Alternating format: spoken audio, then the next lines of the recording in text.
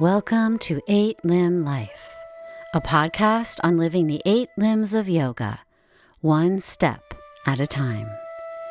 My name is Andra, and I am grateful you are sharing your time and presence with me as we explore this sacred wisdom. These teachings are ancient, but they're not meant to live in the past. They show up in how we speak, how we act, how we relate to others, and to ourselves. Each episode explores one of the limbs and how we can bring this wisdom into modern life. This is 8-Limb Life. Welcome, beautiful humans, and thank you for being here as we explore the next niyama. Today we're exploring the principle of Santosha, or contentment. In the Yamas and Niyamas by Deborah Adele, a Chinese proverb is shared.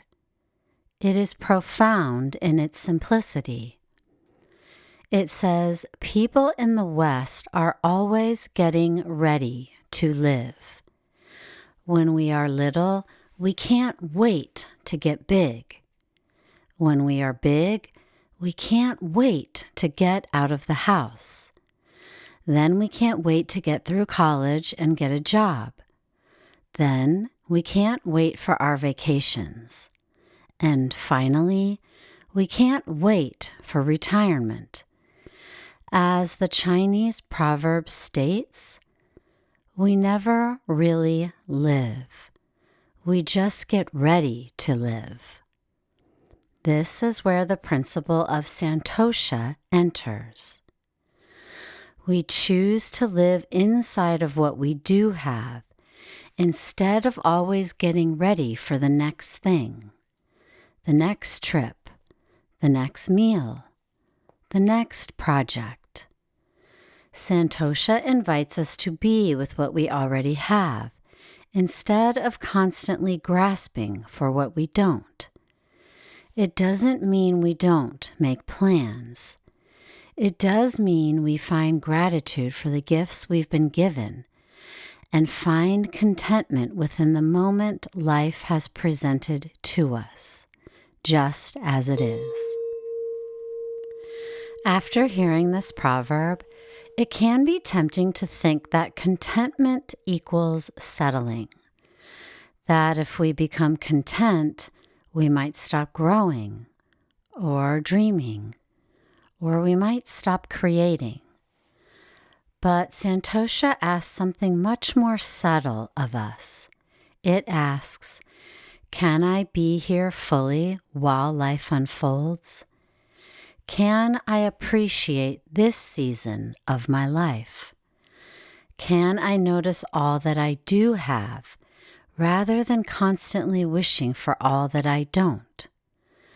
Because the truth is, life has a way of continually changing.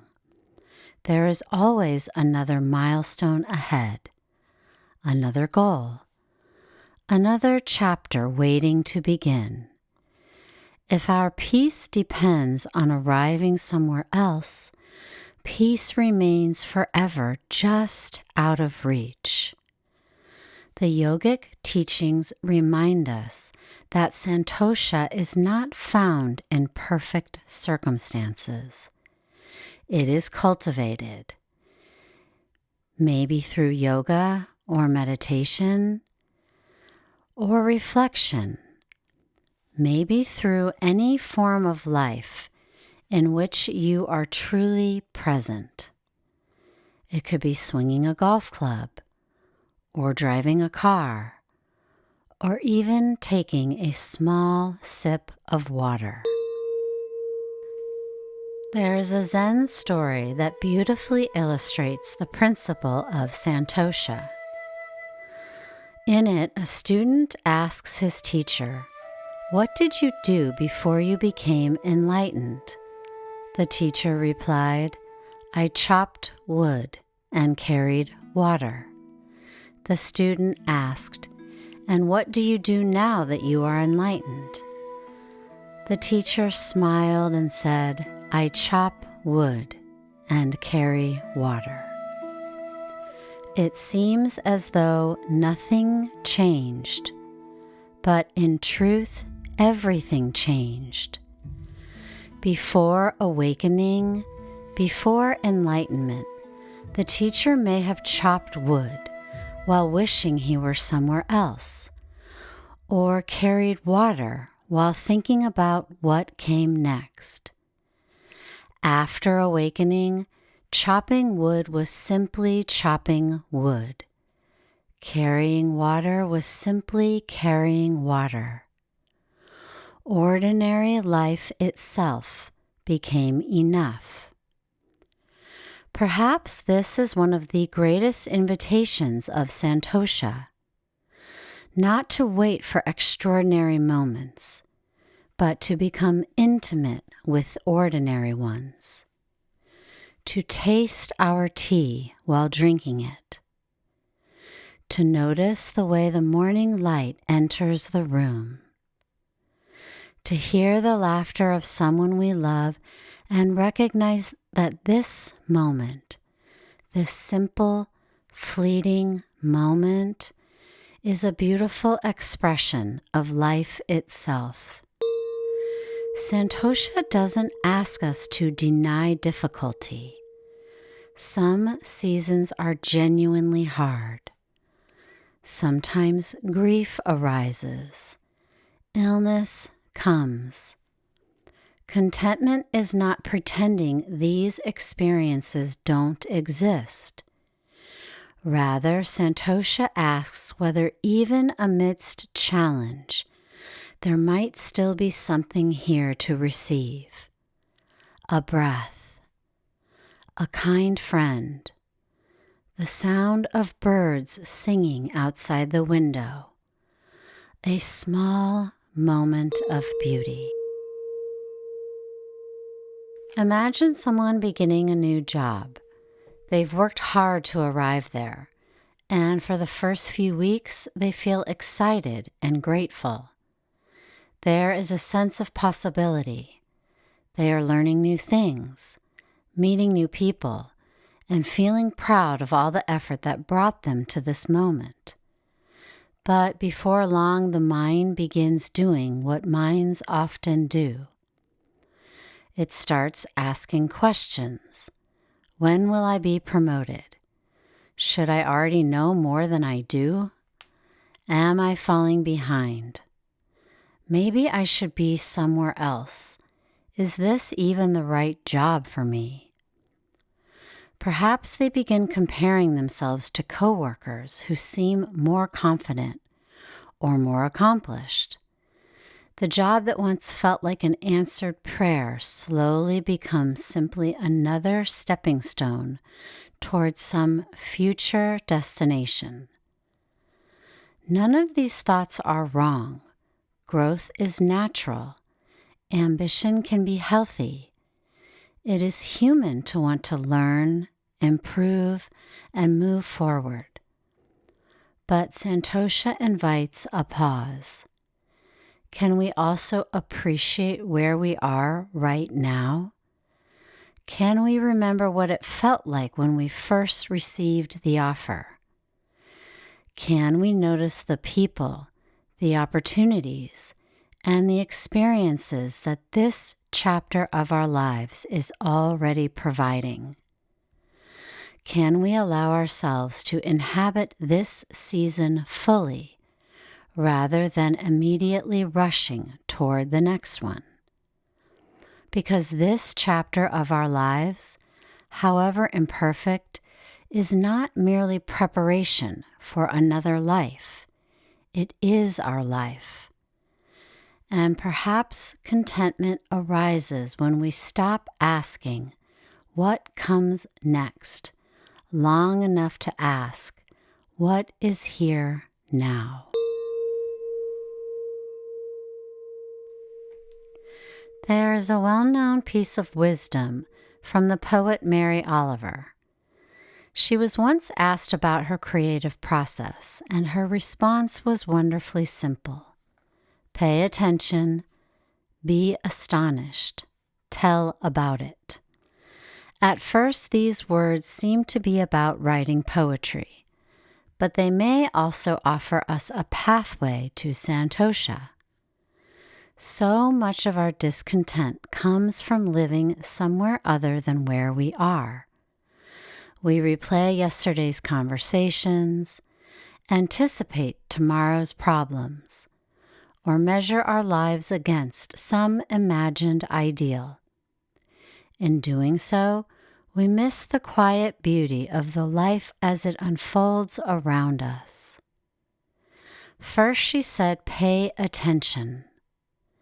You could notice the warmth of your tea in the morning, or the sound of birds outside your window, the way your dog's tail wags when you walk through the door, the simple feeling of your breath moving in and out.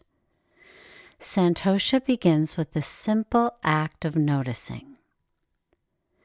Next, she says, be astonished. Not every moment is joyful, but even ordinary life contains countless opportunities for wonder. A sunrise, the sound of a child's laughter, the resilience of a flower growing through a crack in the sidewalk. Astonishment invites us to see life as it unfolds and as something we are continually being given. Finally, she says, tell about it. You could share your gratitude. You could speak of simple beauty, or write it in a journal. You might tell a friend about something that touched you deeply. When we give voice to what is good and meaningful, we strengthen our capacity to recognize it. Perhaps contentment is not something we achieve once and for all. Perhaps it is the practice of paying attention so deeply to this one precious life that we can no longer help but be astonished by it. The yogic tradition teaches that much of our suffering comes not from life itself, but from our resistance to what is. We spend so much energy wishing things were different. We hold tightly to the past or lean endlessly toward the future. And we miss the only place where life can actually be experienced, this present moment. Santosha gently invites us to loosen our grip, to stop arguing, if only for a moment, with the life that is in front of us, to say yes to this moment, not because it is perfect, but because it is real. And perhaps this practice becomes most important, not in life's extraordinary moments, but in its ordinary ones. Another teacher who speaks directly to the spirit of Santosha is Ram Dass. The title of his beloved book, Be Here Now, is itself a profound teaching on contentment. So often we live in one of two places. We are either revisiting the past or anticipating the future. We replay old conversations, revisit regrets, or tell ourselves, I'll be happy when I get the job, when I lose the weight, when I find the right relationship, or when I finally retire. But Santosha invites us into a different relationship with life. It asks, can I be here now? Can I fully inhabit this moment just as it is? Ram Dass often taught that the present moment is the only place where life actually happens. The past exists as a memory. The future exists in your imagination. But this breath, this moment, this is where we are alive. It doesn't mean we give up planning or working toward meaningful goals. Rather, it means we stop postponing our peace. We stop bargaining with life. We stop saying, I'll allow myself to be content once things are different. In many ways, Santosha is simply the practice of being here now, meeting this moment with openness, with gratitude, with trust. Thank you for sharing your time and presence with me, exploring the 8-limb life. My name is Andra, and I look forward to connecting with you more deeply with each and every episode. If you'd like to stay for an additional reading, I will share one at the end of each episode. May joy, love, peace, and laughter fill your lives and the lives of those around you. Namaste. Today I'd like to share the poem The Peace of Wild Things by Wendell Berry. When despair for the world grows in me, and I wake in the night at the least sound in fear of what my life and my children's lives may be, I go and lie down where the wood drake rests in his beauty on the water, and the great heron feeds. I come into the peace of wild things, who do not tax their lives with forethought of grief. I come into the presence of still water, and I feel above me the day-blind stars waiting with their light. For a time I rest in the grace of the world and am free.